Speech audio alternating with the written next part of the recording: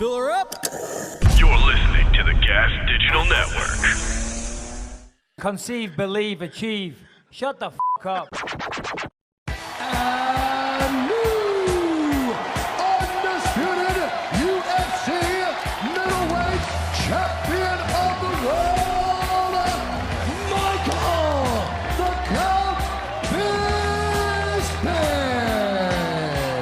Bisping. This is Believe You Me on the Gas Digital Network.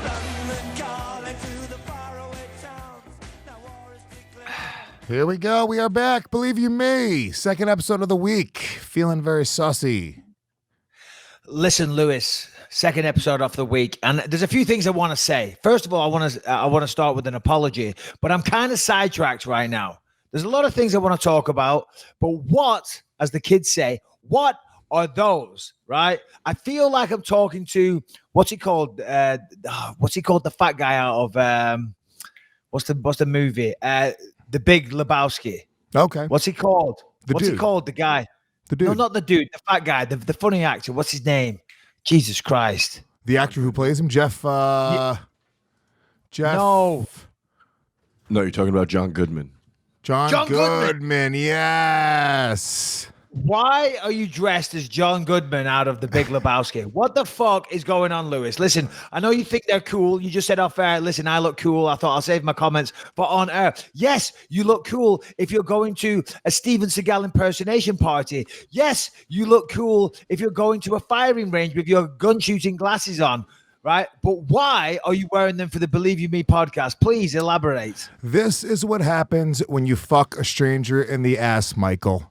Okay? This Elaborate. is what Elaborate. happens. Tell me more. It's John Goodman's quote from The Big Lebowski.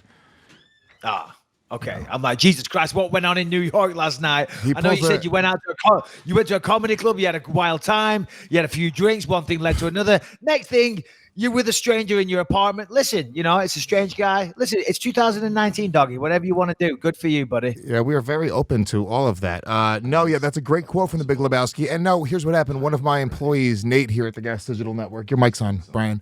Yeah, it is. Nate here at the Gas Digital Network wears these glasses, and then I tried them on today. And number one, I realized that they're not prescription glasses, so he's just a fucking asshole. And then number two, I realized how awesome they look on me, and I've decided that I'm going to be a silly glasses guy now. No, but hold on. You relentlessly gave me shit for wearing sunglasses at press conferences and things like that. Now, I will say this. It does bug me when people wear sunglasses to press conferences, but I'll also say this. I have an eye condition. I had an eye condition. I was trying to skim past the commission. I was wearing my sunglasses to stop people looking at my eyes. You used to say, Michael, what a prick you are. You're wearing sunglasses indoors. You look like a total dickhead. What say you now, Lewis? If you watch the first 100 episodes of this show when we started doing video, the angle was at the back of Michael Bisping's ear. That's what you would do. You'd have sunglasses on, and it was at the weirdest fucking angle. You look like an asshole. You look like you're a douchebag who's wearing sunglasses inside.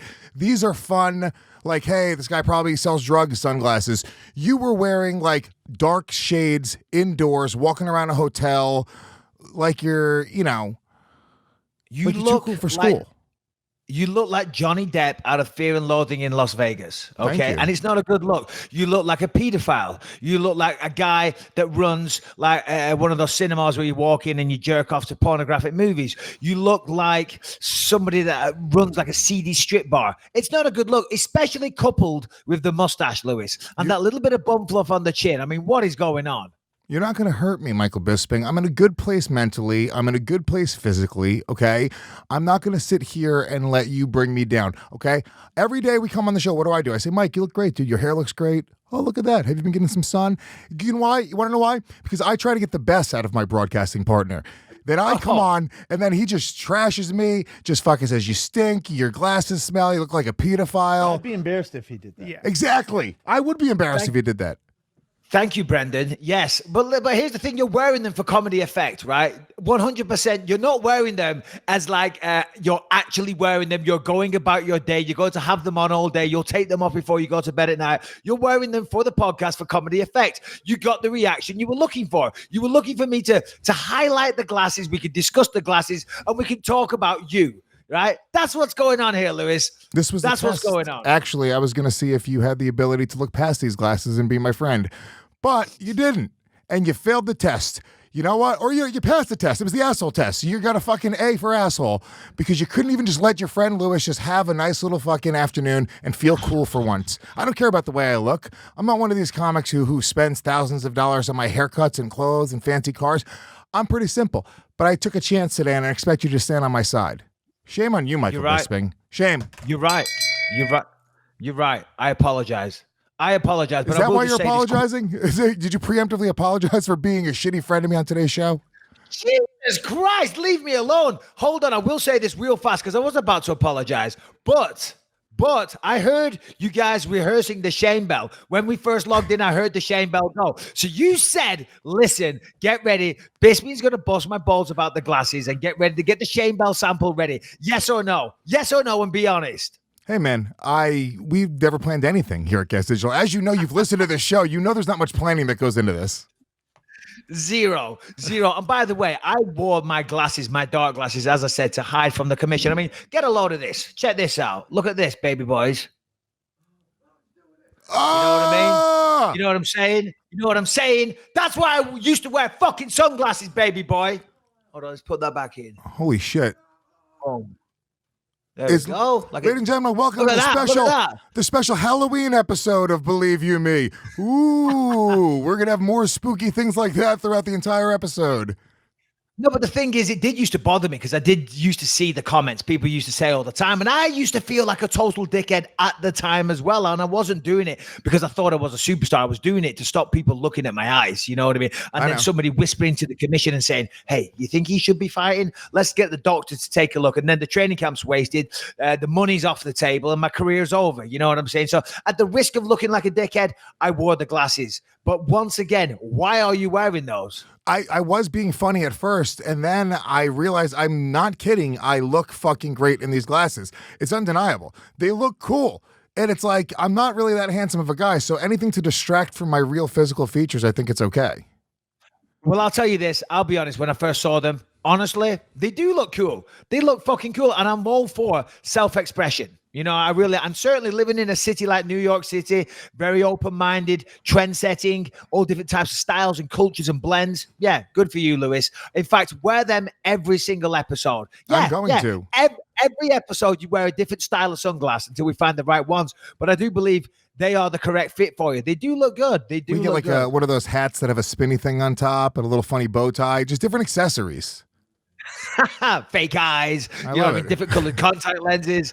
No, I was going to apologize at the start of the show because yesterday when we did the show, I had what we would say is in England, in certain parts of England, a bit of a cob on, right? Which means I was a bit stressed out and I've been like that lately. And I apologize. I was kind of a dick with everyone. So my bad. I've just had these fucking headaches, that will not go. I'm having, I would say, 15 to 20 ibuprofen per day to try and get rid of these headaches, and they do not disappear. Now, I know it's nothing bad. I know it's nothing like I've got a brain tumor or anything like that because, you know, I was having this conversation with Rebecca last night, and I got scanned after the Dan Henderson fight because I had a shattered orbital, and they didn't find a tumor. So unless one's grown in the last 2 years, which is very possible, in fact, almost 3 years, I don't think I'm dying of brain cancer, which we shouldn't joke about. But I just had a lot of headaches, and yesterday's headache was sky high, and I wasn't dealing with things very well. So, you know, everybody, my apologies. I recognize when I'm wrong, Lewis. I don't think you were that bad. You were literally more pleasant than you usually are. I don't think you have a gauge as to what an asshole you usually are.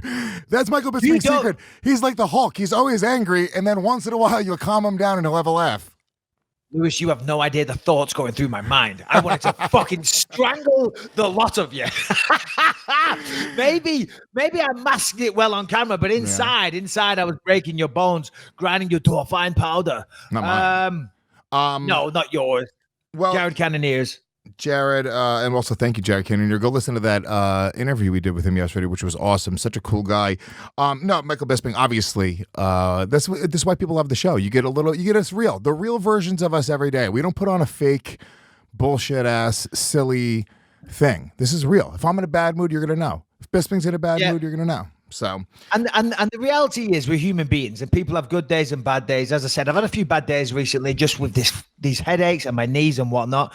Speaking of my knees, I did go for this treatment yesterday for these exosomes. I won't bore everybody with the details. I can't move my leg right now. And when I do move it, the most horrific sound. In fact, Rebecca is disgusted by it. Normally she likes gross things, like most women like to squeeze blackheads and spots and pimples and just gross shit women like. She hates this. If I move my leg, it goes because there's tons of fluid inside it, and it is disgusting. It sounds like my knees farting. But when I went there yesterday to the nice people at Gentera MED, Gentera anyway is the name of the company, and the great Dr. Mora, who's my doctor, did the procedure. They injected all these exosomes in there, right, which is kind of a version of stem cells. Basically what they do, they go into there and then they send messages to the brain and all the... And I'm butchering this, I know, but it's something like this. All the healing qualities that the body has, it sends a message to the brain to send it to that one area. So my knee, hope that this meniscal tear is going to heal itself. In the meantime, it looks like the rest of my body is going to fall apart because all the healing quality has gone to the knee, but at least the meniscus will get better. Anyway, funny part of the story is the lady, she's on my Instagram, one of the doctors from Gentera, she came up, she was talking to me and this and that, and there were some social media guys there because, we've figured out a deal. And the guy says to me, ask her what she does in her day-to-day job. And I'm like, what do you do in your day-to-day job? Here's what she does. She has a practice in Beverly Hills. I never knew there was such a thing, Lewis. A practice in Beverly Hills where rich women go to have their cells on their vagina reinvigorated or reawoke or woken up because they can't get orgasms anymore. So they go there and they treat the vagina. So the cells or the nerves are more efficient at receiving the signals and the pleasure, and it gives them better orgasms. I was like, wow, it's a crazy world we're living in these days. I was like, wow, we need to change our fucking careers right now and open up one of those studios, the Michael Bisping and Louis J. Gomez Your Pussy Can Believe studio. And that's why you're wearing those glasses. Exactly. What do they do? What's the process? Can we, without obviously being graphic and showing to anything too crazy, is there any sort of story or anything we could see on this? Because I would love to know what the process is to invigorate their vagina. Yeah, well, listen, I can think of one way that's very, very old school and old fashioned. Michael Bisping's never had no problems in that department, baby boy. But I did say this. I did throw it out. I said, would you want to come on the podcast sometime and then discuss it? Because, Gentera, as I said, they're taking care of me. So I want to publicize their company. But I thought that could be a very interesting yet comical conversation. And she told a couple of dirty jokes at the end as well. So she's got a good sense of humor. So you never know. Maybe we'll get her on one day. Maybe we can invigorate Shannon's vagina, not for sexual purposes for us, just because she said she doesn't really get laid that often, and she could be a test study.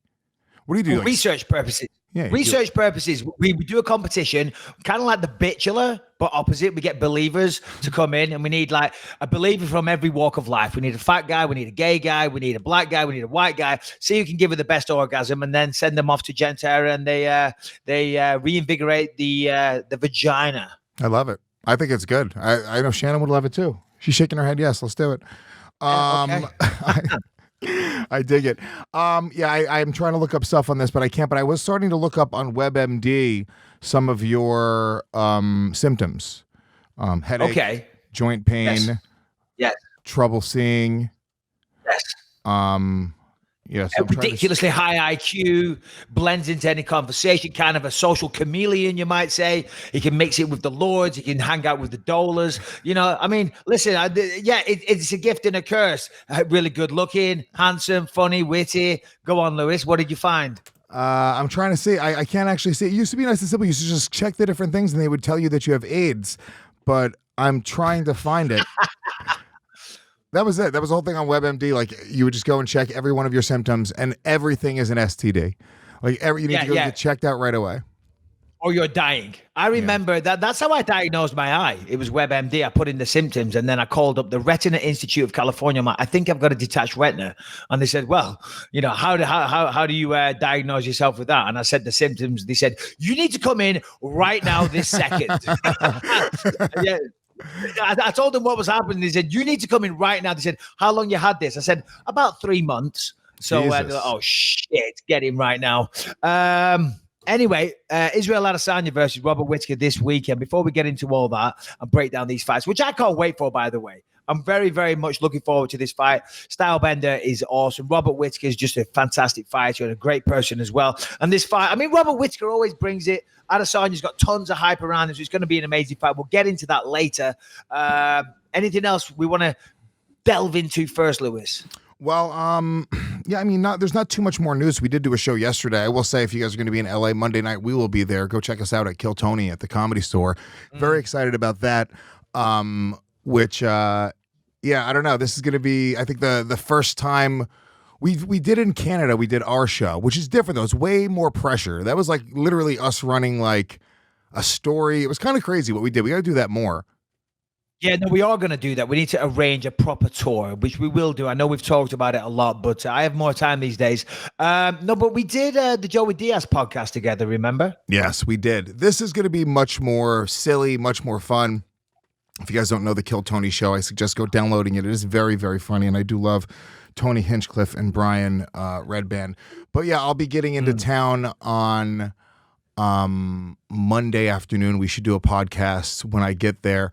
All right, let's just take a second to talk about Soul Right. Now, we've talked about this before. It's a home massage tool that kind of recreates having your own personal masseuse in your house. You don't have to waste time sitting in traffic, going to go visit a personal masseuse or a therapist or whatever it is. It's a little tool. It's molded plastic that mimics the use of the forearms and the elbows and things like that. And let me tell you, I've been using it a lot recently. My lower back has been giving me so much pain. I put it down on the floor. I just lie in it. And, you know, you can adjust how much effort you want, how strong you want it to be. You know, you control all that yourself. You control your own movements, and it really, really does help. Also, the psoas connects your back to your hips. So if you sit for too long at a desk, you start to feel tension in your lower back. That is your psoas. So maybe I've got a psoas for very many different reasons. I can't resist that joke. I have a sore ass. You have a sore ass, but Michael it's Bisping, just right there, Lewis. I have to take the joke. I'm sorry.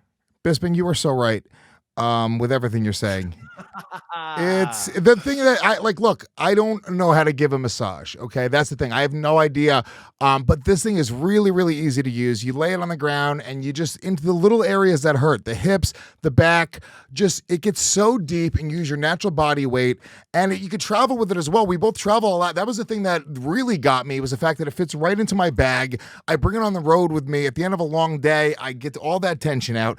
And the coolest thing of all is we actually give you a pretty amazing discount. Once again, holidays are coming up. This is a great gift for somebody that has a psoas.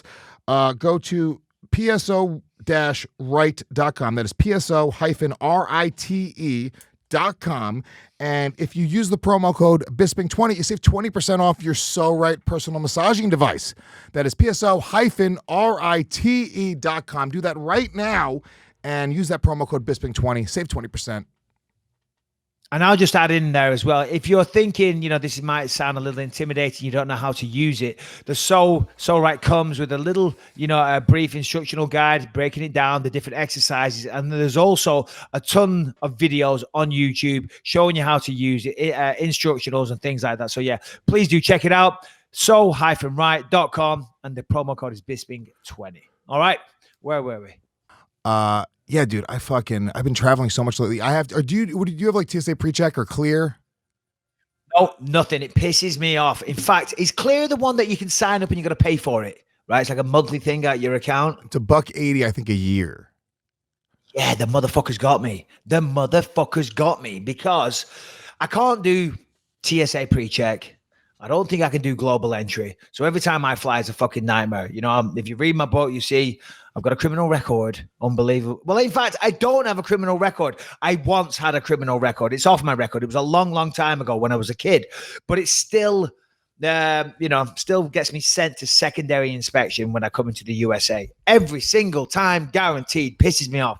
Big waste of time. So anyway, I can't pre-check, but I did do that Clear thing. I tried to sign up for it, and when I was doing it there and then, it didn't work, and I was trying to get through security quicker. And the woman came up, she pitched this clear thing, oh, you'll get through security real fast, blah, blah, blah, blah, blah. I said, how long does it take to sign up? She said 2 minutes. I said, oh, great, let's do it. I said, and I can go straight through security. She went, yep, no problem. Because the line was fucking ridiculous. Dude, by the way, it took. Same story. I think the same story you're telling, It took I have. 30 fucking minutes, right? And it wouldn't work. And I'm getting so mad with the woman. I'm like, oh my God, I would have been through security right now. I'm going to miss my flight. So in the end, she said, it's not working. I'm like, try again. It's not working. Because I have a retarded last name. I have a double barrel surname. So it wouldn't work. It wouldn't go through. And in the end, I huffed and puffed and scoffed and walked off. Oh, fucking stupid bitch. As I'm walking off, went through security the old fashioned way. Sons of bitches withdrew. I think it was $180 from my account. So it didn't go through, but the payment went through. So shame on you, Clear. Shame on you. Shame on you, Clear. Yeah, I got to be honest with you. I have almost the exact same story. The only difference was I started freaking out so much that the woman was like, fine, sir, I'll just walk you through security. And she just walked me to the straight at the front of the line. And I was like, you're goddamn fucking right. It was crazy. It was far. It wasn't even that long of a line. I was like, and she was like, if you want to come, you'll sign up for Clear right now. It'll get you right through. And I was like, all right, sweet. Yep. That's awesome. Running late. She took me off the line. The machine she brought me to had like 10 people on the line signing up ahead of me. And after like 10 minutes, I started freaking the fuck out. Because that's really how to get you, buddy. By the way, if you want to know, for me, my biggest trigger with anger is if I'm running late. Oh. Then it's a problem. So, and this is why people are like, oh, Lewis, you're so mean to cab drivers. I'm not mean to cab drivers. Cab drivers happen to be in the line of fire when I'm running late. Because if I'm getting into a cab, typically it's because I'm trying to save time. And as soon as one thing goes wrong, I just get so, dude, I can't control myself. I really can't. If there was video of like me in certain cabs where somebody makes a wrong turn, whew. Same thing. Honestly, my temper, especially when I'm running late, but my temper in general, I have a terrible temper. I'm trying to get better. I really am, and I felt like I was doing better, but just lately I've gone off the deep end again. And when I'm running late, same thing. That's when I really start losing my shit and I start being a dick and shouting and stuff in the house. And I always tell Rebecca the same thing. I'm not mad at you. I'm mad at the situation because she starts like reacting to it. I'm like, I'm not shouting at you. If I'm like, fuck, shit. I stubbed my toe. I do this. I'm shouting. I can't find something. I can't find my car keys. I can't find my wallet. And I'm talking. Well, I'm shouting. But it's more, it's more therapeutic. You know what I mean? Because I'm really stressed out. So I'm mad at life. So I say, I'm not mad at you, babe. I'm mad at the situation. It's okay. This is not directed at you. You stupid fucking bitch. I don't say that. I'm joking. Rebecca Bisping, specifically you. I fucking hate you. No, babe, it's not you. I'm just, yeah, dude, I'm telling you. It's not. I'm the same way. I get angry at like life. And then what happens is, and I understand their perspective. They're like, all right, well, you're shouting at me and you're sort of interrupting my life and your shit is getting in my way. But then they take it very personal and then they start attacking you personally. And you're like, okay, well, now we're fighting because you couldn't just step aside and be on my team. We could have been angry at life together. Yeah, but to be fair, it's no fun for them to be around. They want a nice, calm, happy household. And instead, I'm running around like a bear with a sore head, screaming and shouting, slamming doors, throwing phones, kicking things. It's no fun for them to be around either. I mean, what happened yesterday? We had a big, stupid argument over nothing. You know what I mean? And it was all my fault. It always is. Rebecca's cool as a cucumber. She doesn't put a foot wrong. She's not a walkover. Don't get me wrong. That's why we argue, because eventually she'll call me on my bullshit and say, enough's enough. And I'm like, I'm not mad at you, babe. It's the situation. She goes, well, the situation is driving me out of my fucking mind. So stop the situation. Which I get it. Yeah, shouting also, that is true. There's something called shout therapy where you go to a therapist and then they just have you like scream and to get your aggression out.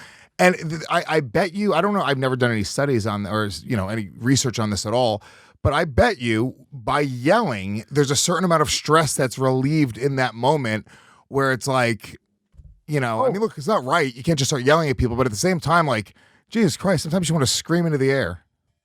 Yeah, for sure. I mean, it's just like, they say going and hitting a heavy bag, doing some boxing work, some sparring. You're releasing your aggression. You know what I mean? You're channeling that. You're allowing it out. It's funny. You touched on something there. You mentioned therapy. I do want to do therapy. I've got to do therapy. I've got to, I got to figure this shit out. You know what I mean? I got to stop drinking so much. I got to stop losing my temper. So I'm going to do some therapy. Now, I watched this show recently on Netflix called How the Mind Works. And the first episode is all about psychedelics and ayahuasca, right? And magic mushrooms and all those types of things, and how the treatment of psychedelics can fix a lot of problems, because they showed the brain activity in a normal human being, and it had it was lit up a little bit on this special type of machine. And then it showed the brain activity whilst on psychedelics, and it was all over the place. It was fucking lighting up like a Christmas tree.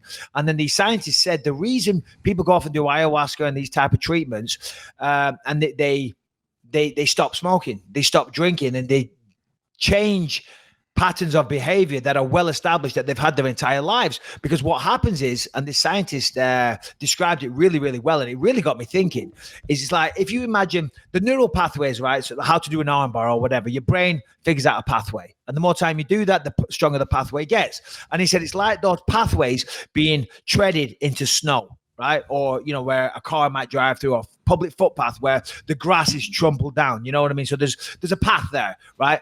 But taking psychedelics, apparently, according to this doctor, is a fresh snowfall, covers up all those tracks, and the brain can then make new pathways wherever it wants. That doesn't necessarily depend on the alcohol or you losing your temper or things that happened to you in your childhood. So you can totally re-hardwire the brain. And people talk about stopping drinking when they're alcoholics, stopping smoking, and stopping all kinds of detrimental behavior. So I'm like, baby boy, I'm going to fucking Peru to do ayahuasca. I'm doing it. Let's do it, Lewis. Dougie, you don't even need to do that. You can just order. You can order some off. I don't want to do it off your guy, okay, from the corner of Times Square in a dingy apartment in the Bronx, okay? No, I'm going on a vision of enlightenment down to Peru, into the jungles, and I'm probably never going to be seen again, but I'm going to give it a try. Dougie, they sell DMT in fucking vape pens now. It's crazy. It's crazy. No. I smoked DMT in a vape pen, Michael Bisping. In a vape pen. It looked like this. Serious? Yes. And you just hit it's nuts. You trip for 10 minutes harder than you've ever tripped in your entire life. Tripping terrifies me, just in general. Every time I've tripped, at the end of it, I've gone through such a journey. I get excited and scared, and I go from happy to sad, every emotion in between. And it always feels like it's this sort of like philosophical enlightenment at the end of it. At this point, I'm old enough to go, all right, it's a fucking drug. Let's not get crazy. But it is kind of interesting because I've read that book, The Spirit Molecule, which Rogan, I guess he did that documentary a while ago. And the doctor, I guess, that wrote the book, or one of the doctors involved, they were just talking about how they would do these DMT treatments, and they would do it with they do it with acid as well. But there'd be somebody who has terminal cancer, and they do a DMT treatment, and they've come to terms with the fact that they're going to die, and they're okay with it. And in one session, they've been they sort of gone through, you were talking about the neural pathways. They've gone through all of the emotions and the thought process in order to kind of come to terms with all right, this is just part of the process. People that lose their children, they do they do sessions with LSD, and it's they are able to sort of cope with losing their kid. Hallucinogens can be very, very powerful. You have to sort of believe it, though. It's if you believe it's just a drug, it can be fucked up. But if you say, hey, this is therapeutic, and you're sort of opening your mind to it, I think it's half you and half the drug. Yeah, well, I do recommend watching this show. As I say, How the Mind Works on Netflix. The first episode is very, very fascinating. It gets a little boring after that. That's why they had that one as the first one, because it sucks you in, because it is interesting. But the doctors were saying a lot of the people that go and do this, they have to want to better themselves. Yes. They have to recognize that they have a problem that needs to be addressed, and they want to better themselves. And apparently, according to them, through psychedelics, you can achieve that. So yeah, if next time you speak to me, I'm off my face, and I'm. See, here's the thing. There was a guy in Clitheroe called Jamie Regan when we were kids. Names easy. Wait, listen, you'll understand why I'm dropping the name. It's fine, right? He fucking went off the deep end. He did a lot of acid, right? And now he got sectioned. He got put in the hospital and all this type of stuff. He runs around. He thinks he's James Bond. For a while, he thought he was a goldfish. You know what I mean? So I was always like, I'll steer clear away from that, because that doesn't look like a good time. But now, apparently, it's all the rage, buddy. I'm going for it. It's a different time, man. Drugs are back in a very big way. Don't do drugs, kids. Sober October. Go follow Joe Rogan and his people. We're going to have a nice Sober October here on the on the Believe You Me podcast. It is super interesting, and psychedelics just in general, very, very powerful and very like intriguing, but it reminds me of a Magic Eye book. Even if you want to trip, right, you have to like let yourself go. If you take mushrooms or acid or whatever it is, and you sort of don't allow yourself to go to it, you can just kind of be a normal, person. I mean, I have friends who just don't trip at all. So, but yeah, maybe we'll do that, Bisping. We'll do some sort of special Believe You Me ayahuascan South American specialty show where we do a whole show just tripping in a jungle. Getting attacked by imaginary snakes. We'll definitely be kicked off YouTube and any future stuff, but could be fun. Mike, really quick, let's just take a moment and tell everyone go check out the new website, which is bympod.com, powered by Wix. We had our very own Mike Harrington not only build bympod.com, but he just built the brand new Louis J. Gomez Presents, louisjgomez.com, using Wix. Literally so easy that a homeless garden gnome can do it, okay? Nobody was expecting Michael Harrington to be able to even log into his computer, and he built these two beautiful websites. You can harness the latest web technology and innovative design tools to give you professional results, okay? You don't have to be a web designer. You don't have to know HTML or coding or any of that stuff. You drag and drop. It's so easy. The interface is so easy. Literally, children build websites on Wix. And they also use industry-leading SEO and powerful marketing tools to drive traffic to your website automatically, so you don't have to know any of that stuff either. Yeah, you don't have to know any of that stuff, which of course Harrington doesn't, and I certainly don't. But here's the thing. If you've got a product that you want to advertise, you want to get something out there, you need a website. Are you doing a blog? Are you writing reports on things? Are you doing film reviews? Whatever your business is, do you have a restaurant, a taco truck, whatever it is, in this day and age, if somebody wants to find you, you need a website. And then if you go to your website and it's a beautiful website, it's a professional website, it advertises your company, your business, and tells them all about it, it's going to drive traffic, it's going to drive business. So you need a beautiful, professional looking website if you have a business or anything in this day and age. And with Wix, you can achieve that. Tell them about the offer we've got, Lewis. So right now, what you can do is you can go to bympod.com and click on the Wix advertisement at the bottom of the page, or you can simply go to wix.com, that is wix.com/believe, and you can build a website right now. You can start for free. You don't even have to spend any money. You can build a free website, or you can get a discount on a premium plan as well. But go to Wix, check it out, scale your business, and change the way you connect with your audience. All right, where were we? What else we got? Harrington, before we get into the UFC 243, the big fights, is there any MMA topics that we didn't address, Lewis? Well, yeah, before Harrington even jumps in here, there's one that I thought was a great one because our boy Masvidal, he's going to be fighting New York City, November something or other, Madison Square Garden against our boy Nate Diaz. Excited for this fight. Love both these guys, fans of both these guys. But I think this is Jorge Masvidal jumping the shark? And you tell me, okay? Because Jorge Masvidal's a badass, okay? He's a fucking real ass dude. They're fighting. What is the name of the title they're fighting for? BMF. The baddest motherfucker title, right? His manager, is it Malky Kawa? Abe Kawa. Abe Kawa puts out Malky's brother. An image of him, and I don't know what they're trying to do. I don't know what the angle is here, but show this image, Harrington. Pull this up really quick. Did a little community service today. Had the guys in my company come and feed the homeless. This is Malky Cow who put out this image, actually. And who came with us when he heard we were doing this? None other than Game Bread Fighter himself. So they post this image of him feeding the homeless. Reminds me of when John Jones beat up the guy who robbed the old lady's purse. Is this real, or is this just a marketing angle to try to make the image of Game Bread Fighter nice? Because I don't buy this.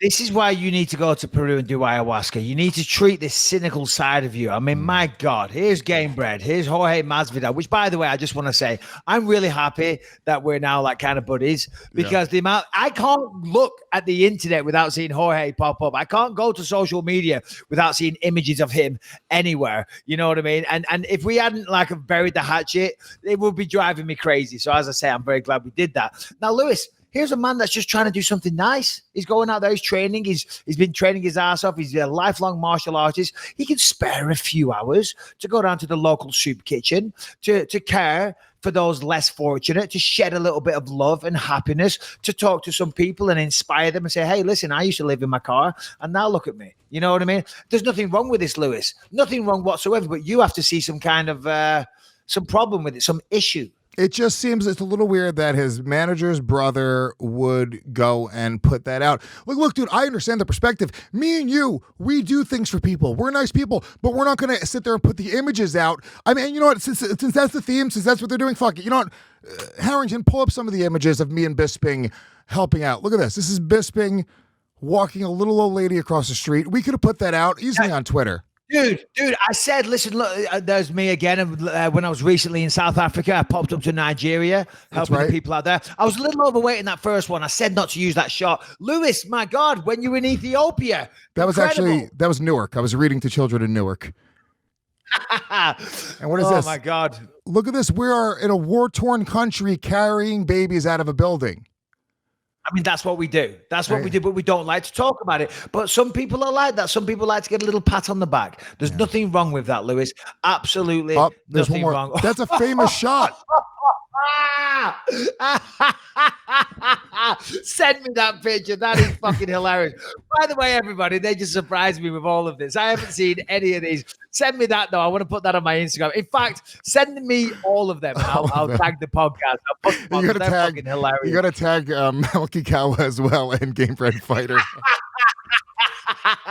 Oh, that's hilarious. That's great. I do want to send me those pictures. You got to do that, please, Harrington O'Brien. What was I going to say there? It is weird though, because you touched on something there. You know, a lot of people do things. They do want recognition for it, but there's nothing that annoys me more than when, you know, somebody. I see this thing. They put it on Facebook a lot or on Instagram. They go to a coffee shop, to a Starbucks, and they pay for the person behind them, and they write on it, "Hey, you know, this coffee's on me. Have a great day." And then they put it on Facebook or Instagram like they're just the nicest person ever. It's like, listen, dickhead, maybe if you didn't put it all over social media, maybe that would have been a nice gesture. And it's a cup of coffee. It's a cup of coffee. That's the name of the show. Yeah, don't write. I'm going to say, every time I say something stupid, you write it down, okay?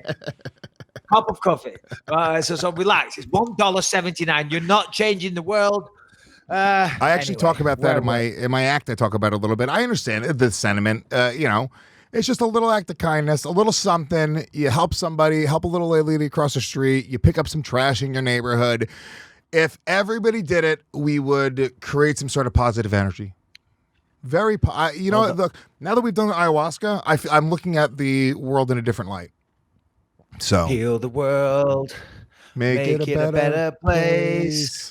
For you and for me and the entire human race. We're digitizing. Edit that bit out, please. Jesus Christ. What else have we got before we get into 2? You said you watched the UFC 30 for 30. They finally did one with the UFC. It's specifically the 30 for 30 brand. Yes. Awesome. So 30 ESPN 30 for 30. I haven't seen too many of them. I know it's a very well-known documentary series that I believe ESPN put out. The only one that I've seen, and I don't think you've seen it, but I highly recommend all the viewers watch it. Broke for 30 for 30. It's brilliant. It's about a lot of basketball players, basically former athletes that make a ton of money and then blow it all. You know, it's all about that. Basically, how I think something like 90% or 95% of all professional footballers and basketball players go broke by the time they're 50. And it's a very, very sad tale. So that's how I'm familiar with 30 for 30. But they just did one recently on Tito Ortiz and Chuck Liddell. And I follow both of those guys on Instagram, of course. And now with the UFC having a deal with the ESPN, you know, it's a nice piece of mainstream documentary art, shall we say, that they did on Chuck versus Tito, which, of course, one of the most legendary rivals that helped build the sport, helped to build the UFC particularly, but helped establish the brand. You know, that was one of the biggest rivalries at the time. You know, and rivalries are what great fighters need. So it was a good idea to do a 30 for 30 on it. And, you know, I got to say, I feel, you know, not that he wants my pity, but I do feel for Tito Ortiz a little bit, because I noticed a few times on his social media, you know, he was proud of it, and he would put a little post on here and there saying, "I'm very proud to be working on the Chuck versus Tito 30 for 30, first time ESPN or 30 for 30 focused on MMA fighters and all the rest of it." And I thought, wow, good for him. That's huge. And then it came out, and the the show makes Chuck look awesome, and it doesn't really make Tito look that good. And then Tito took to social media and talked a lot of shit about Dana White and said, total hack job, you threw me under a bus, all this type of thing. What was his issue? I mean, or I should say, you don't actually know specifically, but what do you think he would take issue with? Well, because basically what it said was it showed Chuck. Well, they talked about this sparring session that Chuck and Tito had in Big Bear back in the day, and Dana said, Tito was the guy they were going to build the company off. He was going to be the face of the company, and they put on this training camp in Big Bear. And then they brought in Chuck Liddell, and Chuck Liddell dropped him with a body shot. And the way Dana described it wasn't complimentary. He said he's rolling around screaming on the floor like a girl. And he turned around to Lorenzo. And said, this is the guy that we're going to build the company of. He's not the real deal. That guy, Chuck Liddell, he's the real deal. And then basically throughout the documentary, it goes on to say how Tito avoided the fight. Then they basically forced them to fight. Then Tito got beaten badly. And then Tito fought him a third time, but it was years after when Chuck had no business being there, which, to be honest, none of it's a lie. None of it's a lie, but of course, in the editing, you can document it in a favorable way, right, or you can document it in a negative way. And as I say, I do feel for Tito a little bit. I don't know if that was the purpose of it, but I understand why Tito would be a little annoyed. Yeah, I mean, especially you're finally getting like this big exposure, and it's probably a really interesting story. I'm assuming. Yeah, I mean, look, I like Tito. The smoke cleared. I kind of like Tito more than Chuck now. And I was a huge Chuck Liddell fan. I mean, that's when I fell in love with the sport. It's when the fucking Iceman would come out, he'd win and he'd do that thing and he'd run around the cage. And it was just the shit, dude. There was it was Lewis, be honest. You've spoke about this before. We all know the reason you're a bigger Tito fan than Chuck fan is because he snubbed you in Mel's Diner when he wouldn't stop, give up his life, stop talking to his wife. In fact, I think he was in the middle of a very, very important meeting. In fact, he was pitching a movie about his life story. He didn't stop what he was doing, get up, greet you, hug you, take a picture, and bullshit for 5 minutes, right? That's what happened. Yeah, okay, fine. But you know what? I'm a man of the people. I take the time every day. I have many believers that come up to me after shows and they say, hey, man, love what you do, big fan. You know what I do? I kiss them right on their fucking mouth. I kiss them open mouth with tongue. I deeply kiss them because that's how much I care about the fans. Chuck Liddell, I didn't interrupt him. He's sitting at a diner. I'm walking out of a diner from 10 feet away. I was like, Chuck, like that. Literally stoic, stone face. Like, oh, fuck, another fan's going to come up to me right now. Oh, here we go. You're like, dude, first of all, he doesn't know that I'm the Puerto Rican Rattlesnake. He doesn't know that I'm the co-host of the #1 comedy MMA podcast in the world. That's fine.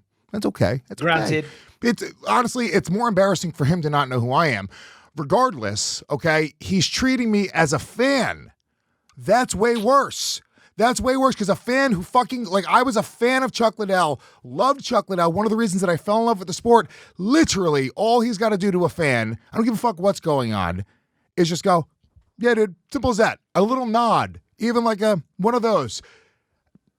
It's not a big deal, but that really meant something to me as somebody who I look at the way fan interaction, and I watch the way you are, dude. I've been with you to Vegas. I've been with you to California. Fans come up to Michael Bisping, and I've never seen you at not the very least say, thank you so much, acknowledge them. That's that. Continue. Oh, you want more? I thought you wanted me to wrap it up. No, I'm like, carry on, keep going.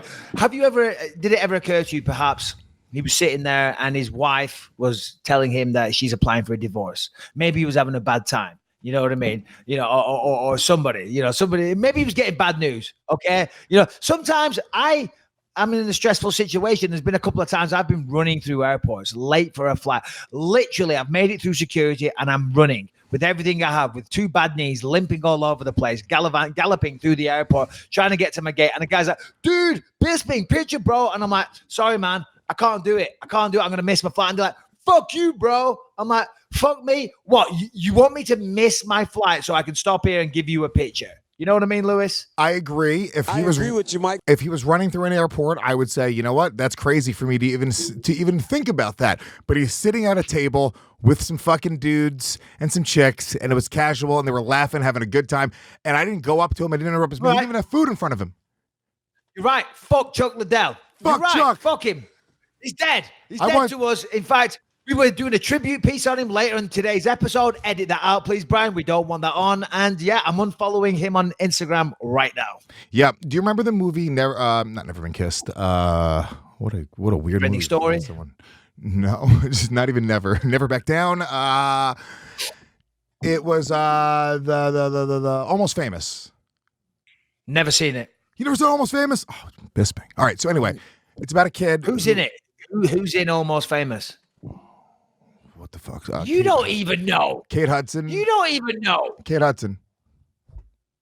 Oh, God, she's one of those. I know the name, but there's certain actresses. I know the name. I've heard of them, but I can't picture them.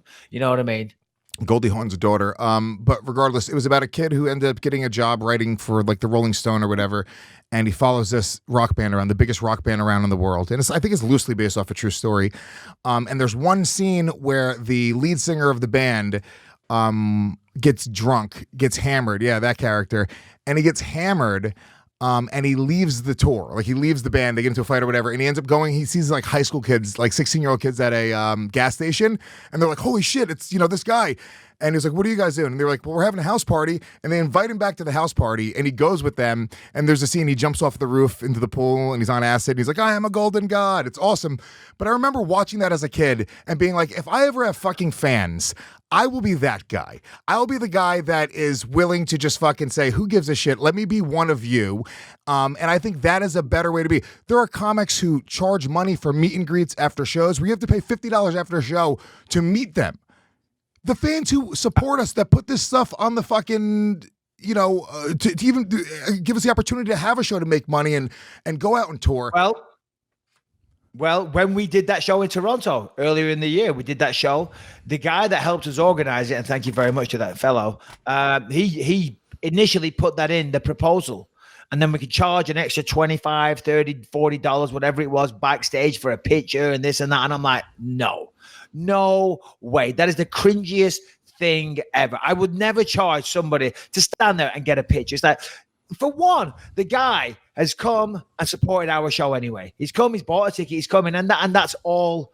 That's all you got to do. If you come and support us, then Jesus Christ, I'll happily take a picture. I think it's the least you can do. I just think that's so cringeworthy. And I'm not attacking anybody that's done that, but just for me personally, yeah, I mean, it's pretty shallow. Yeah, I agree. And you're taking advantage of the best of your fans.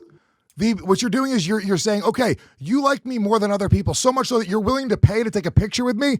Cool. Let's fucking charge that guy. That's the guy that you should be trying to hook up. What I would do, let's say we got so big where we were doing theaters and there's 5,000 people showing up every theater. You can't meet 5,000 people. What you do is you do like a VIP meet and greet where you just say, hey, the first 300 people to sign up have access to come and do it. But to charge them more money, it's just not exactly, I don't know. That's not why I got into this. And that's not the guys who I respected. When I was a kid, it was like, I remember I got invited backstage at a System of a Down concert by the drummer, just randomly. He saw we were fans, and he was like, come hang with us. It was awesome. It was just the coolest thing in the world. Yeah, and listen, as I said before, I mean, we're not trying to shit on anybody that does that. If you do that, then good for you. But as you were talking there, this occurred to me or popped into my mind.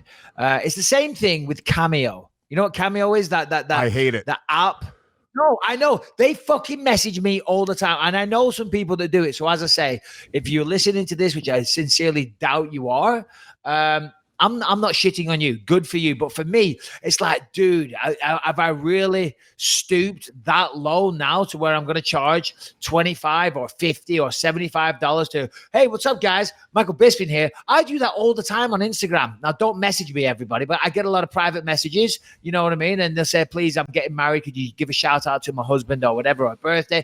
And I'll do that. I would never, ever advertise something like Cameo. To me, it's just, oh God, it's gross. It's the cringiest thing in the world. I got into an argument with a couple comedian friends of mine because they're on it, and I'm like, guys, you're charging your fans $25 to say happy birthday to them. They're not even buying it. It's another friend who's so out of touch with reality. Imagine that. Imagine you're a dude, and then another dude says, hey, dude, I got you a message from a dude for your birthday. You're like, what is going on right now? Do you want to just suck each other's dicks already? Because that's what we should do. It is It is taking advantage, and the company Cameo is even probably the worst part of it. It's because what they are is, as middlemen, they're trying to middleman your relationship with our fans. And they're trying to take advantage and squeeze that little bid of special relationship that you have with the fan. And I think it's gross just as a company overall. I understand people want to make money. There's a way to do it funny. I know Chris D'Elia's is very funny.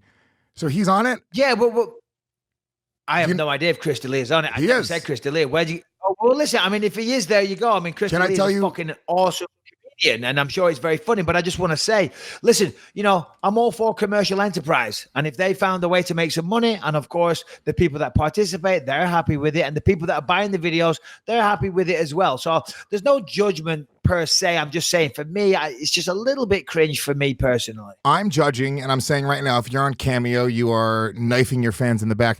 Chris D'Elia is hilarious because he charges $50,000. He only has one fee, and it's $50,000. Yes. Well, that's perfect. I mean, that is awesome. That's the way to do it as well. So listen, I'll do it. $50,000, baby boy. And if you're willing to pay it, then Jesus Christ, I'll fly to your house and give you a personal cameo. Okay? I'll fly to the house and give you a hand job in front of my fucking son for $50,000. Let's go, baby boy. What would I get for 40? I just guess the tip. 30,000. Something less gay. I don't know how much less gay can I get. What would Harrington do on a cameo for $10,000? Harrington, go.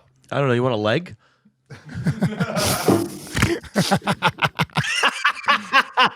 Oh my God, good one, Harrington. Oh shit. All right, okay. So, is there any other MMA stories, Harrington or Lewis, that we should get into before we talk about this weekend's big fight?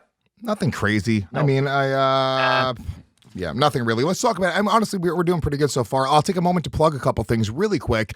Thank you very much, YouTube. Over 50,000. You guys are the fucking best. Our YouTube subscribers are the shit. Thank you for all of the positive comments. Yeah, keep them coming. Obviously, we will respond whenever we can. Go subscribe on our iTunes channel as well. Leave us a 5-star ranking and a positive review. And just take a moment, go and slip this podcast into a friend's cell phone. Take your best friend's cell phone right now, their iPhone. Just open up their iTunes and hit subscribe. Maybe leave us a 5-star ranking and a positive review. That would be really cool too. I'm going to tell you right now, we appreciate you guys more than you would ever know. So every time you guys do that, let us know and we will definitely pay it forward with extra bonus shows and anything else that we can do for you guys to make it up to you guys. Also, every episode we've ever done is available on the Gas Digital Network. The entire on-demand library, pre-release, ad-free, and uncensored. Use the promo code BYM for a 14-day free trial. And we do have some questions later on. If you guys want to join the conversation, bympod@gmail.com is the email address. So if you guys want to send us any video questions or any special fan art, audio questions, interactive stuff, we love it. So please continue to interact with the show. All right, okay. So, with that said, let's get into this big fight. I mean, we'll just start with the main event, because this is the fight that everyone's looking forward to. I'm really curious to see how this does on pay-per-view, because Adesanya is a massive star, and I think he's kind of making the crossover into a legitimate star outside of MMA as well. I don't know if that's just because I think that or because I've seen any info on that. I don't think I have seen any info, but his charisma is there. He's got a good look. He's very, very funny. He's got an excellent personality, charisma, fights really well. So if he can win this fight and actually become the champion, then yeah, he's going to be a huge star. Certainly out in Australia and New Zealand. Go on, you were going to say something there. Well, yeah, I mean, look, here's the thing. Adesanya, he's got an it factor. It's very similar to John Jones, very similar to Anderson Silva. There's a confidence that emits off of Israel Adesanya. He really believes that he is the greatest. He believes he's something special. The way that he talks about himself and sort of there's these almost spiritual undertones to how he thinks about the journey. He believes it, and I think at this point, he's experienced enough in the UFC to get it done. I really do, and I think that he's a very special athlete. I'm rooting for Robert Whittaker. I like Robert Whittaker. There's just something about him that he's like an everyman. There's something he just comes off like a dude that you're it's similar to you, Michael Bisping. It's not, I don't love when John Jones and these guys think that they're God's greatest gift. I want to see a guy that, Yeah. But we're just staying on that theme for a second. I mean, you're absolutely right. I mean, Adesanya is great and all the rest of it, but I'm a fan of Adesanya. I saw him in Vegas recently. We exchanged some nice words and whatnot. He's a great guy and he's an awesome fighter. Just got to be careful, though, that the hype doesn't go to your head. Now, he's not a guy that's going to slack off in training, but you start seeing some comments like he was talking this week about how it's the shows in a stadium, and that's simply because of him. He said they've never done a stadium show like this before, and it's because of me. They said if it was Robert versus Romero, it wouldn't be in a stadium. If it was Robert versus anyone else, it wouldn't be in a stadium. He said, this is because of me. And listen, I love the guy, but when people start saying things like that, it's like, all right, steady on. Come on, mate. Slow down a little bit, especially when you consider the reality of that. They've been to that stadium before when Holly Holm fought Ronda. Yeah, Ronda Rousey. Ronda Rousey versus Holly Holm. They've been there before. Now, of course, Rousey was a massive star at the time, but still. And Robert Whittaker fought on that card against Uriah Hall, if I'm not mistaken. So, there's that. And then also... It's like the reality is they wouldn't be in a stadium had the UFC not put in the foundational work and promotional work over the years and years and years, and they built it up to a place where they can make stars out of fighters. I mean, let's get real. But that's the issue with Adesanya. It's like you're almost focused on the wrong thing there. It's like that's not really what I want to hear when a guy's talking shit about a fight.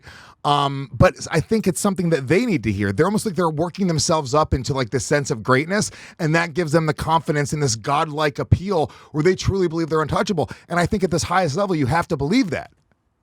Well, that's exactly what I was just going to say. You do have to have that mindset. You do have to think you're the best. You have to think you're the greatest because, once you start lacking in confidence or doubting yourself, for a better expression, that's the beginning of the end. You have to think basically that your shit doesn't stink, and you can take an all-comers. I mean, we saw recently he was going back and forth. Thanks, babe.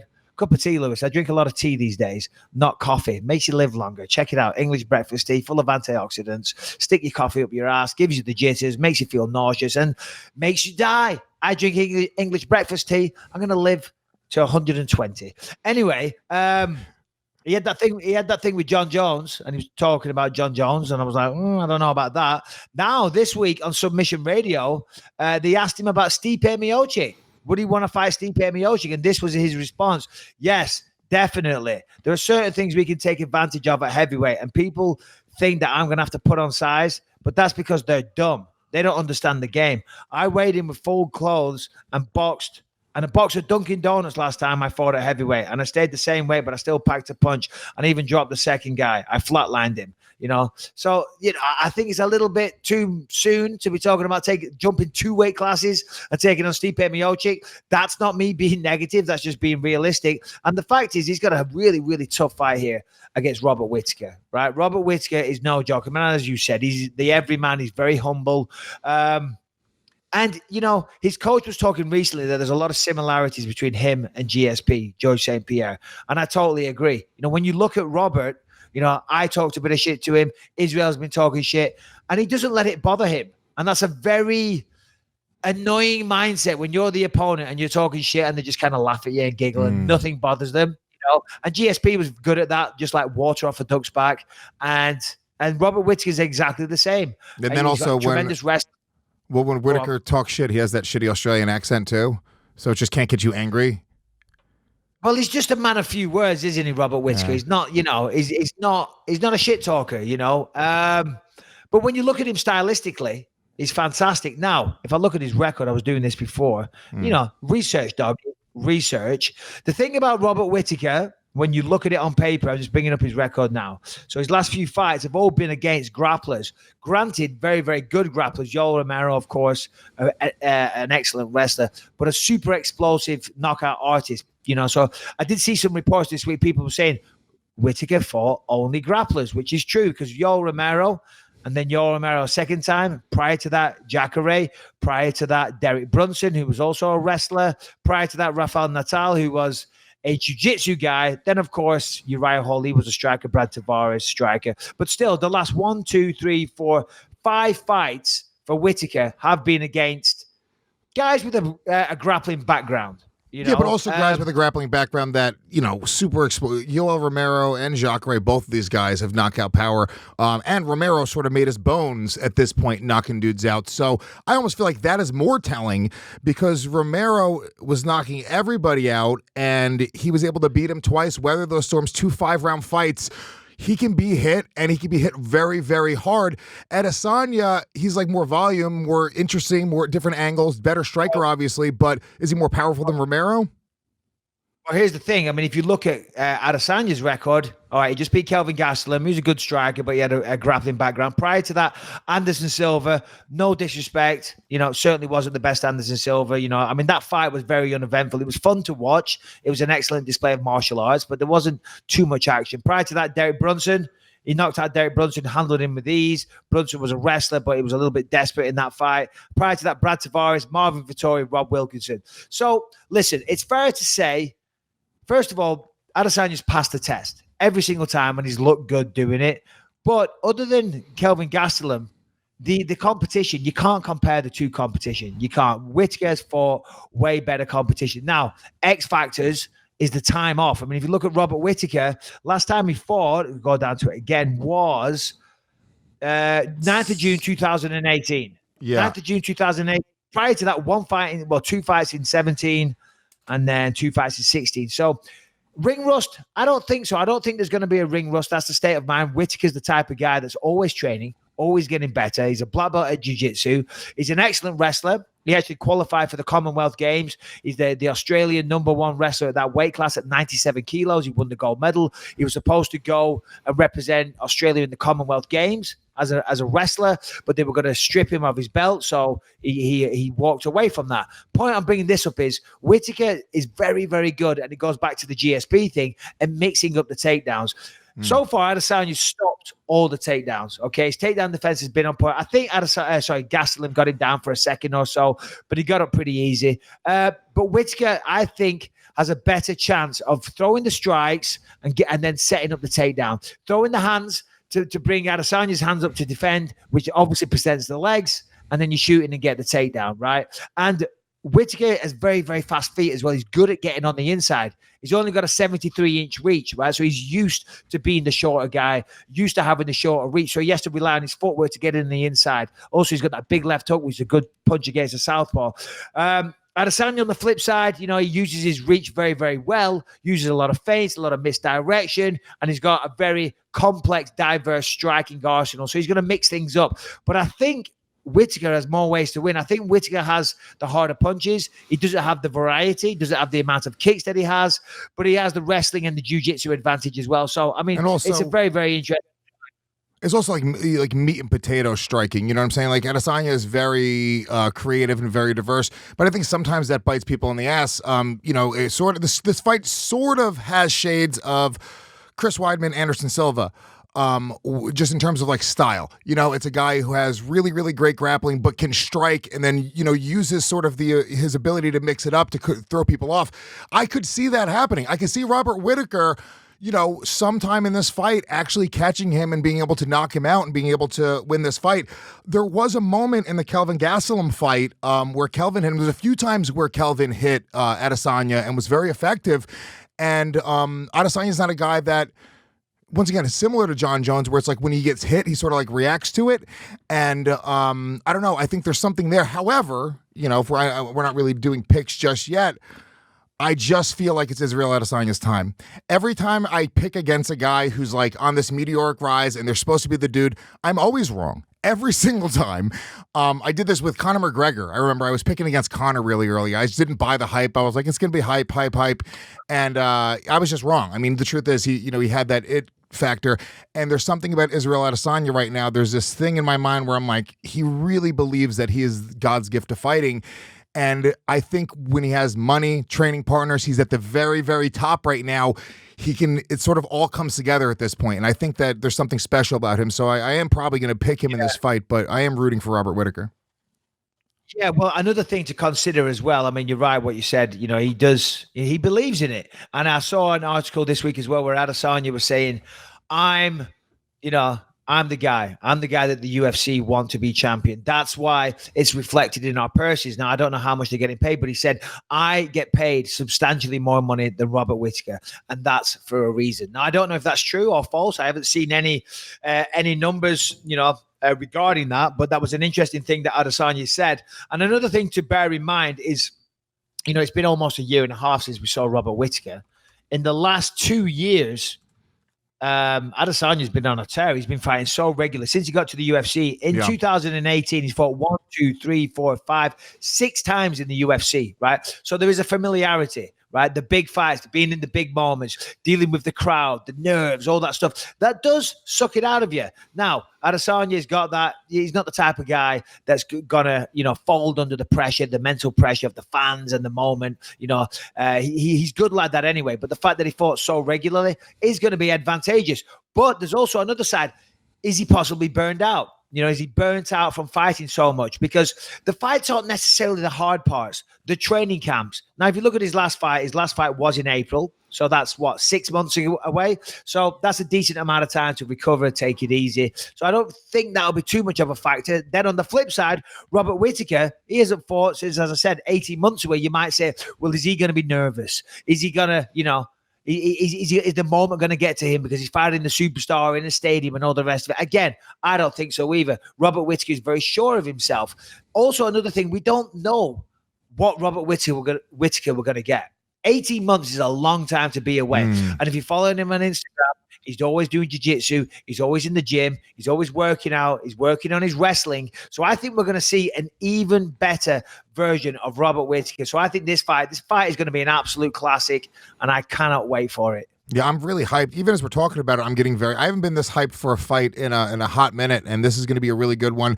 It's something interesting. I was watching the countdown show for this, and they were talking to Israel Adesanya's coach, and he made an interesting point. He was like, Robert Whittaker hasn't fought in 16 months. It was like, I wouldn't wish that on my fighter. Like, that's the worst thing in the world for your fighter is to have that much time off. You just would never want that situation.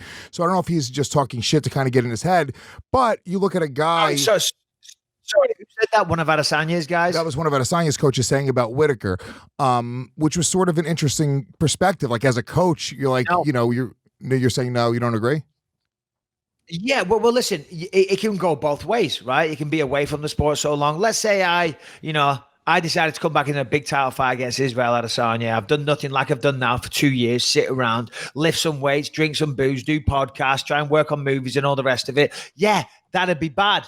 You know what I mean? But Whittaker isn't that type of guy. He's not a guy that's affected by the fame. He lives in Australia. He's not out there being Mr. Hollywood, from what I can see anyway. He's a pretty low-key level guy, right? He sits at home. He does his Twitch. He plays video games. He has his kids. I think he has one daughter. I could be mistaken. But you know what I mean? He's a pretty low-key, humble guy that's still a martial artist that still works his ass off. And again, there's similarities to GSP there. And GSP came back after years and looked fantastic, came up, beat me. All right, admittedly, I had a shitty night at the office, but that's just the way this fight game goes. Injured, one eye, bad ribs, you know what I mean? I think I had a very, very nasty cold that week as well. I haven't mentioned that before, you know what I mean? That's just the type of guy I am. Yeah. Not a big deal. I don't like to talk about it. Staph infection. It was malaria from helping African children, you remember? Oh, shit, that's right. I didn't get the vaccines. Correct. No, but listen, some people, if you prepare accordingly, the time away won't be an issue. In fact, it will be beneficial. It will be beneficial. Less stress on the body, less training camps. They will be fresher. It gives them time to work on things, better their skill set. So, as I say, I think we're going to see the best Robert Whittaker. Now, Adesanya, we know what we're getting from this guy. Tremendous striking. He says he's a better version of himself last time. But Adesanya has to keep the distance. He has to maintain that distance. Now, if Robert gets on the inside, he's got the tie clinch, he's got the elbows and all the rest of it.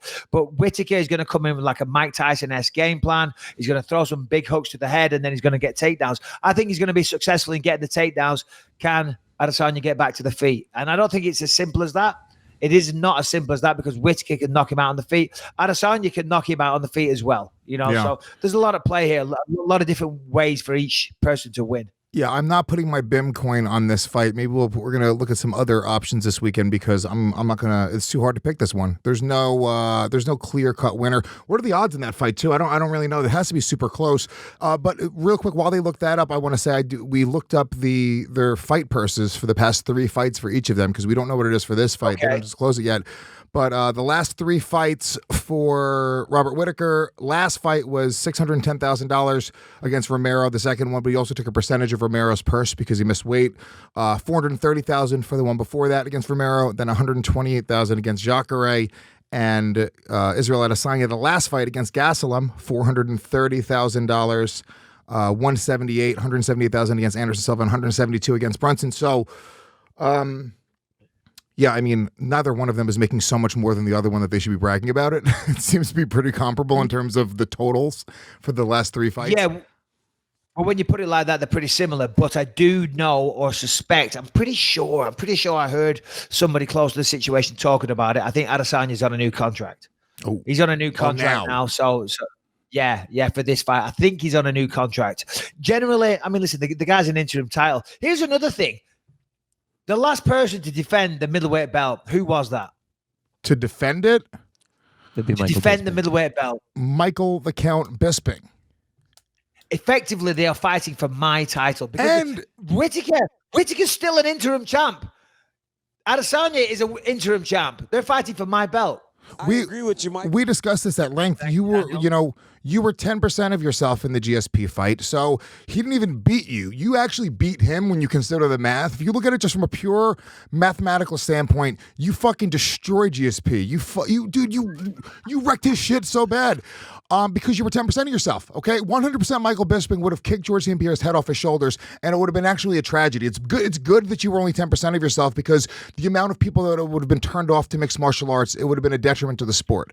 So that's why I did it. And I did it for the people of Canada, because as we all know, the sport in Canada has been waning recently. And I knew my time was coming up. I knew I was near the end. And I thought, you know what? I'm going to give back to the Canadian mixed martial arts community, right? So I went off to Uganda. I caught malaria. I gave myself an inch. You know what I mean? Because I thought I still want to. I don't want it to look like a fix. I'm still gonna fight my heart out, but I'm gonna go in, with a handicap, so to speak, literally speaking. I didn't want to say it, anyway. But he came into New York. He said, he puts his arms up and he goes, "Lewis, hit me. Just hit me." And I was like, "Mike, I don't want to do it. Are you crazy?" He was like, "No, dude, we can't end the sport in Canada. We need to make sure that we maintain control of North America." And then boom, cracked him right in the ribs, broke his rib. The rest was history. Co-main event, that's another killer as well. Al Iaquintas taking on Dan Hooker. Al Iaquintas, friend of the show. I could not have enough good things to say about Al Iaquintas. He's awesome. I absolutely love this guy. He's awesome in every way. His personality is awesome. His fight style is awesome. His skills are awesome. He took Khabib Nurmagomedov to 5 rounds to a decision on short notice. He gave him a good fight as well. It was a day, right? Well, yeah, he was training for a fight. He was supposed to be on the fight card, and then Max Holloway missed weight, so then they gave it to Al Iaquintas. So it was a change of opponent. It went from 3 rounds to 5 rounds, but he did take him on a day's notice, to be fair. And who was he supposed to fight? Do we remember? I don't know, because look, that's even more impressive. He's training for most likely a substantially less tough opponent, who probably doesn't have the same skill set as Khabib, doesn't have the crazy grappling, crazy cardio.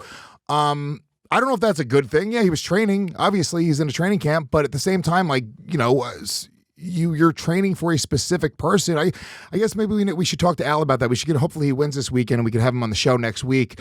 But I'd love to know kind of the mentality there, because at that point it's the biggest fight of your career. You get a phone call, you want to fight Khabib for the title tomorrow.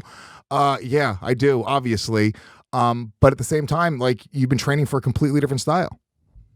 Well, the thing is with Iaquintas, he was on a tear. He knocked out Rodrigo Dam. He knocked out Ross Pearson. Knocked out Joe Lozon. Beat Jorge Masvidal. Then he knocks out Diego Sanchez, right? Then he had the fight against Khabib. He lost that one.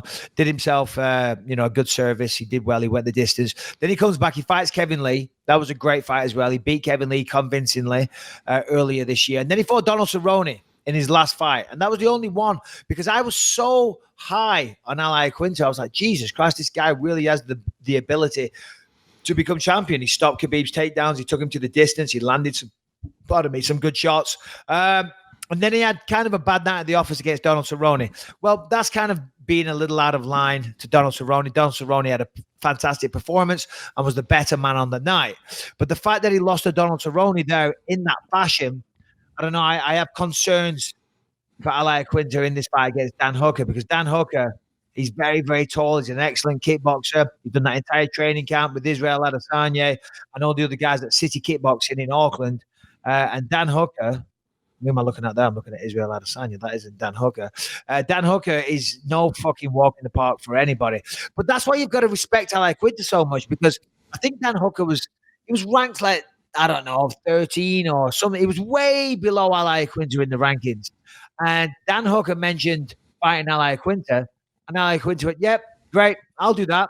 I'll fight somebody 10 points below me in the rankings. I'll fly down to Australia and fight them in their own backyard. You know what I mean? So you got to respect Al Iaquintas. I love everything about this guy. The shit he talks, the performances he puts on, and just the way he carries himself as a man. That said, though, he's got a fucking tough fight. He's got a very, very tough fight against Dan Hooker. Yeah, Dan Hooker, I'm looking at his record right now. I mean, I think he's knocked out 4 of his last 5 opponents. Yeah, he's got a handful of first round knockouts. Yeah, dude. Yeah, and a late knockout. Oh no, he lost that one against Edson Barboza. He got knocked out against Edson Barboza. Yeah, I mean, this is a really tough fight. Al's my type of fighter. That's the type of guy that I like. It doesn't matter even if he's not even being true. I want a guy that's going to go, anywhere, anytime, put anybody in front of me. That's sort of, you're a fighter. Fight. It's not there. There's the age-old battle between the fighter or the athlete, and I think that everyone who's been watching mixed martial arts, at least for a little while, sort of grew up watching it because these were the fighters. I mean, that first promo for the UFC, those old things where it was like, dude, we're going to take the toughest fighters in the world and figure out what is the best style and who is the toughest, and it wasn't, that tournament. You're fighting 3 or even in UFC 3, I think it was 4 times in one night. Anything could happen, and we're built on the foundation. It's built off the back of, it doesn't matter, weight class don't matter, rules don't matter, anything could happen. And when people stray away from sort of that foundation and that narrative, it just doesn't necessarily sit right as a fight fan. Yeah, no, I hear what you're saying 100%, because that is what people want to see. And that's always kind of my issue. It seems like I'm talking shit about the new younger fighters, and I'm not talking shit about the new younger fighters, but some people do it, kind of for the image because it's so popular. There is definitely a certain percentage of people now that begin a career in mixed martial arts because they see it on TV and they want to do that. Right, and they want to be cool and they want to be famous and all the rest of it. Whereas, and which is fine. I understand that. And if you're good enough, you got the skills to pay the bills and to win fights, then fucking God bless you. God bless you. But back in the day, the fighters that's who they were. That's the cloth they were cut from. That was the circumstances that their background or their childhood or whatever had presented to them, and there really wasn't many other options for people like that. People like myself, people like Vanderlei Silva, Tito Ortiz, Chuck Liddell, guys like that. You know what I mean? Rampage Jackson, old school guys, the fighters like that. Yeah, they weren't doing it for a look, to be cool, to be famous. They were doing it for money and because that's the only fucking option they had. And Ali's one of those guys, even though he has a tremendous career in real estate by all accounts. Let's not forget as well, Tai Tuivasa's on this card. Tai Tuivasa, we've reached out multiple times for him to be on the podcast. He is going to do it. Of course, the time difference is a little bit ridiculous. He was going to come on this week. Hopefully he gets a good win, and we'll get him on the show next week as well. Tai Tuivasa, I mean, he doesn't love that guy. And he's just a great person. Very, very funny. Brings it every time. Hard-hitting heavyweight. Very explosive. Don't be fooled by his physique. He carries a little bit of extra body fat, but he's very explosive, flying knees. He was a good athlete. He was a former professional rugby player. But he's in a tough situation. He's lost his last 2. Lost to Junior Dos Santos and then lost to Blagoy Ivanov. He's fighting this guy now, Sergey Spivak. I don't know too much about him. He's had 1 fight in the UFC. He got knocked out against Walt Harris. So, I think hopefully this is going to be a fight where Tai Tuivasa can go out there. Listen, there's no easy fights in the UFC. This guy's a big, tough Russian motherfucker, right? So when you put it like that, there's definitely no easy fights. Just looking at his record, 9-1. 9-1, and he is 6'3" and weighs 240 pounds. 9-1. That's not an easy fight, but hopefully Tai can get back on track with this one, beat him in Melbourne, get a big win, and as I say, get back to doing some shoeies for the crowd. Can't wait to see it. Yeah, very excited about Tai Tuivasa as well, friend of the show. So we have a lot of personal things at stake here this weekend. But the more important thing, to be honest with you, is the BIM coin, because we are. We're dwindling down. What are the numbers now? Harrington, you have 0 BIM coin. I think the way we should do it, if we want to buy more BIM coin, we should have to donate to charity. and then we get 10 times whatever we donate to charity in Bimcoin. So if Harrington wants another 500 Bimcoin, he has to actually take $50 of real money and donate it to a charity of choice. Yeah, so here's the thing. I mean, like, for the sake of the podcast and fun and games and Bimcoin and, oh, we're having such a laugh, I've just been, like, frittering my Bimcoins. I've been haphazardly making bets because it's a fictional currency. But had I known it would become such a point of contention, such a bragging thing for Harrington, I would have taken it seriously. So I say we do this, right? I say we scratch all Bimcoin. We all make a donation to charity on behalf of Believe You Me. And then we give each other 1,000 Bimcoin each, right? And then we start again. No. And the first one. Fuck you. I'm in first place. No way. I would say the same thing if I wasn't in first place. No. I'm crushing it. I got 85 Bimcoin, baby boy. Get in line. I'm fucking knee deep in Bimcoin. Harrington he has no money. Harrington has to sit there and take real money out of his, what do you have a knapsack that you sleep with? And go buy real Bimcoin. Lewis is the Scrooge McDuck of Bimcoin. He's literally swimming in his own Bimcoin. You've got 50. You got 50 Bimcoin. That's not a lot. You started with how many? 500, 5,000? What was it? 500. 500. You're now at 50, right? You've got 10% of your money left. All right, we'll do it your way. I'm going to donate. How much you say? For 500 Bimcoin, I'll donate $50 to charity. I get 500, right? Yeah, deal. All right, deal. Boom. I'm back in the game. I'm going to wait for this fight to be over. No, I can't. Oh, fuck. Fuck. I don't want to make my picks on this because me and Adesanya are cool now. You know what I mean? And making picks, no one gives a fuck. With the greatest of respect, Lewis, no one cares in the MMA community what you say pick-wise on here. What the fuck did you just say to me? You out of your fucking mind? I'm taking over, dude. First of all, I just started watching MMA again, just for this show, okay? And 1 year from now, I will be the most respected fucking analyst in MMA. If I wanted to, do you know how easily I could have John Anik's fucking job? If that's what, read a couple fucking blogs. Easy peasy, baby boy. All right. Okay. Well, listen, I'm coming back with 500 Bimcoin and I'm just going to wipe the floor with a lot of you. Just you wait and see. I was playing like a poker player at a blackjack table that came into some free money, you know, and I was just like throwing it around like to impress the girls. I don't give a fuck. It's easy come, easy go. But now I'm a guy, right, that was a former world poker champion that is down on his luck. He's about to miss his last mortgage payment. The house is going to be repossessed and the kids, I've got no food. Okay. I'm playing with every bit of cunning, every bit of skill that I have. I'm reading the cards. I'm doing everything I can possibly to win this race, this battle. And I will fucking wipe the floor with you. Bimcoin all over the place, baby boy. You'll be begging me for Bimcoin by the end of this. There was a guy who hit me up who wanted to do like a segment on the show where he did like betting or whatever. And I said, no, beat it. Nobody gives a fuck about you. But he does have impressive picks. So, sir, if you're listening, hit me up and I will share my Bimcoin with what? I can take advice from anyone I want. You can't, what's the word? You know, bring in outside resources. This is mano and mano against a Harrington. It's two men and a Harrington. It's racist. Okay. Well, you know, he's a subspecies of human. So, you know, it's two men and a Harrington in a Bimcoin race to the top. It's like you can't bring in you cannot bring in Yanni the Greek, the UFC betting insider. You can't bring him in. This is like a retarded remake of Three Men and a Baby.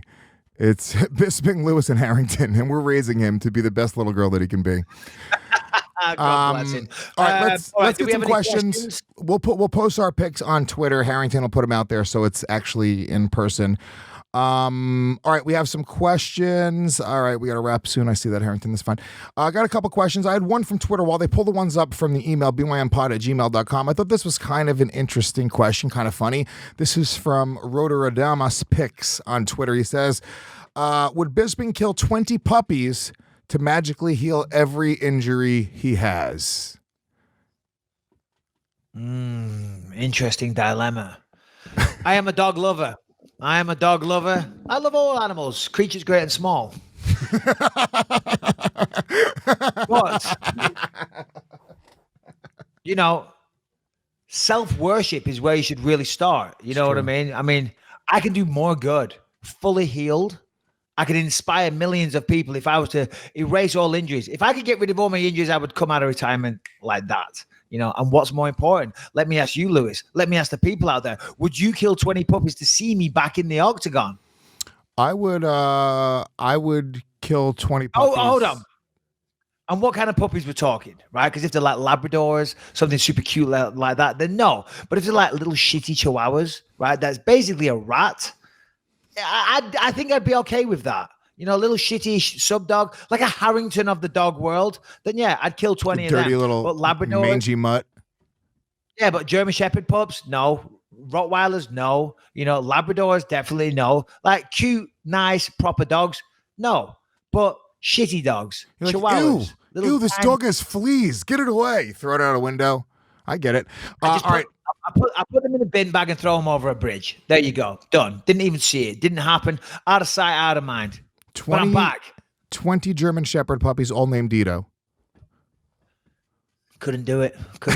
Looking into his eyes. You got to do it by hand, too. You got to snap their necks individually and then throw them into a bag. No, do you know what? It's weird because obviously we all know I used to work at a slaughterhouse. But I'm such a softy when it comes. The other day I was in, we talked about the cockroaches last night. I think it was 2 nights ago. There was a little tiny baby cockroach walking across the top of the sink, right?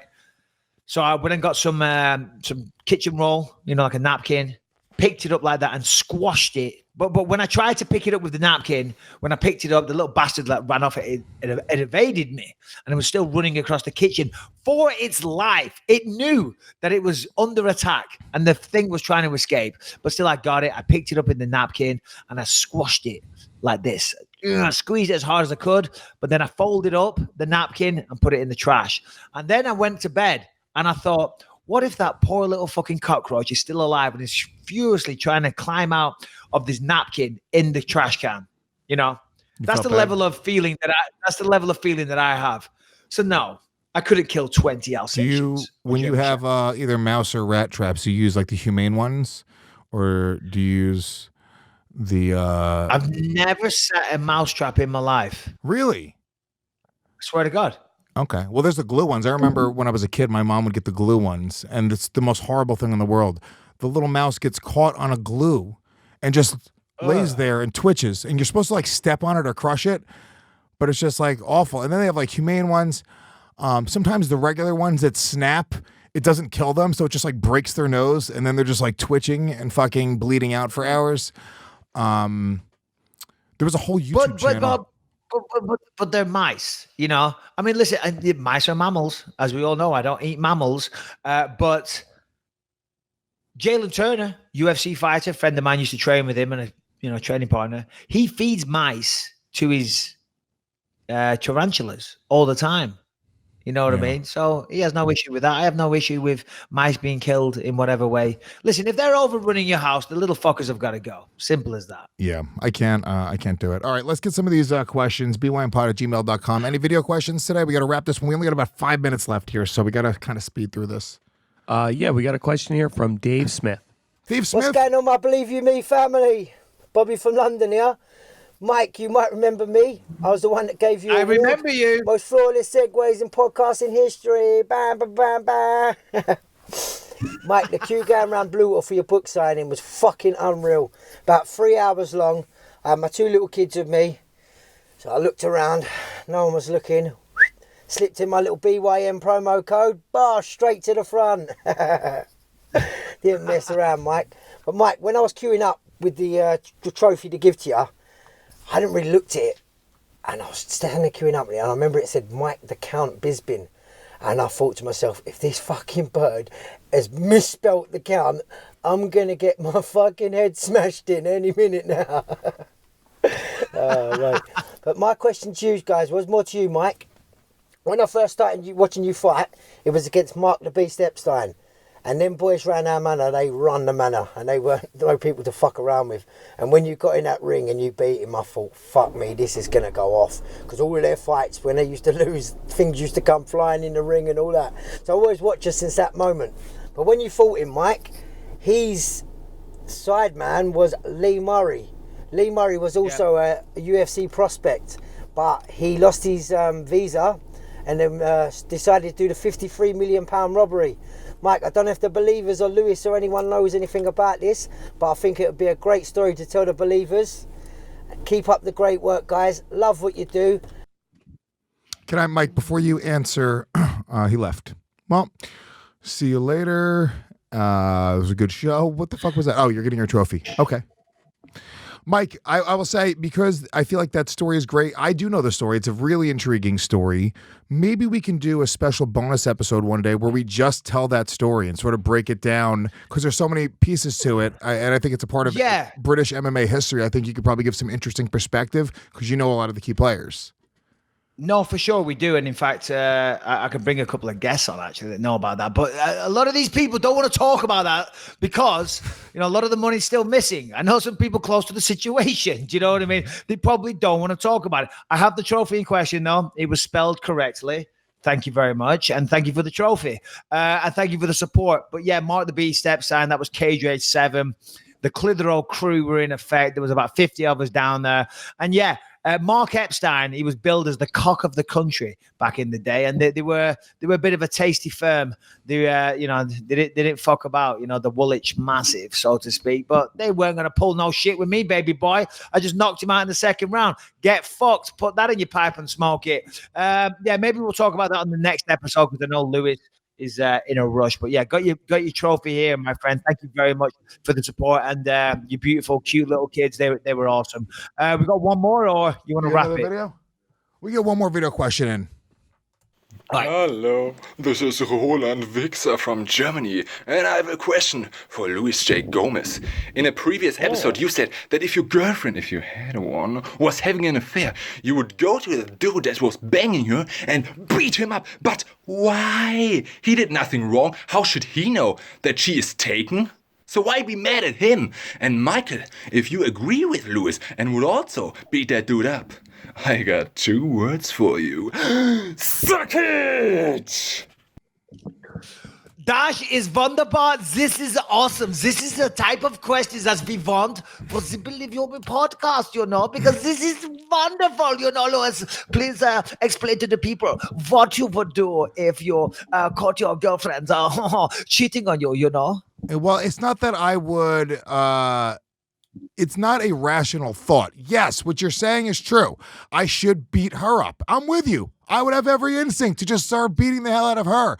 But this is in America. We don't hit women. I understand you're Neanderthal country of Germany. You treat women like second-class citizens. But we can't do that here. So it would be a displacement of anger, right? So what I was saying ultimately is if I walked into the apartment and some guy was banging my chick, I think the reaction would be, and most men would agree with this, even though it's not rational and it's not right, you'd probably lose control and start beating the shit out of the guy or fight the guy. It would turn into a physical thing. And Michael Bisping, I know, has the exact same perspective. You walk in, Rebecca is fucking Czech Congo. Is just on top of Rebecca. I'm talking about really giving her the game. You're like, oh shit. Fucking hell, Jesus Christ. fucking gigantic 6'5" black knockout powerhouse. Why'd you have to say Czech Congo? You know what I mean? Make it Aljamain Sterling. Francis Ngannou and Czech Congo are double teaming Rebecca. You walk in that moment, what do? Francis Ngannou's at it. I'm going to say, there's no fucking wonder she's been hitting up that woman trying to revigorate her vagina nerve endings. No wonder they're fucking dead. Oh, God. Jesus Christ. Ngannou, I'll be like, you know what, buddy? Fill your boots. She's all yours. She's used goods anyway. Jesus Christ. You went saying shit to Francis Ngannou. Oh, my God. I'll be like, yep. Do you guys want some water? Pretend I've walked into the wrong house. Oh, pardon me. Sorry, guys.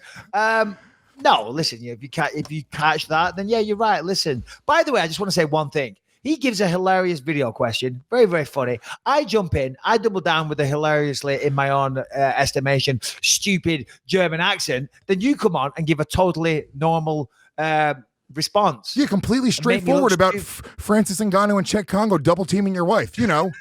Completely serious. Yeah, it happens every week, Lewis. It's a fucking real problem in this house. Like, Jesus Christ, can we just stop it, please? No, listen, when we talked about it at the start, right? When we're shouting and say we're not mad at you and they're mad at the situation. Well, guess what? I'm pretty fucking mad at this situation. And yeah, I'm going to take it out on you. And I don't care if you're Francis Ngannou. I don't care if you're Czech Congo. I don't care if you're Stipe Miocic. If you're in my house and you're doing that, guess what, baby boy? You better get fucking running because you're in trouble. You're in trouble. I love how he started thinking about it and he started losing his confidence. He's like, you know what? If it was Francis, I would probably just let it happen. Okay. Who's a retired welterweight that I could fucking pick? Someone that hasn't fought in 3 years. I know. George St. Pierre. If it was George St. Pierre, I'm going to fuck him up. Oh, shit. Now your wife's rib hurts. All right, on that note, we'll leave that there, shall we? Guys, enjoy the fights this weekend. Huge night of fights. Can't wait for it. I'll be watching. I'll be having a few beers. Monday, we're doing the podcast live in person. We're also doing Kill Tony. So keep an eye out for that one. If you're in the LA area, come out to the Comedy Store. Check that out. Look on the website. We'll put some things on our social media as well. But cool. Yeah, in the meantime, thanks for listening to the show. Brian Harrington, thanks as always. Gas Digital. And Lewis, anything to sign off on? That's it, boys. Thanks so much. Once again, if you're listening live, Orlando this weekend with Big J. Okerson. Louis J. Gomez presents LouisJGomez.com if you want tour dates for anything else that's coming up.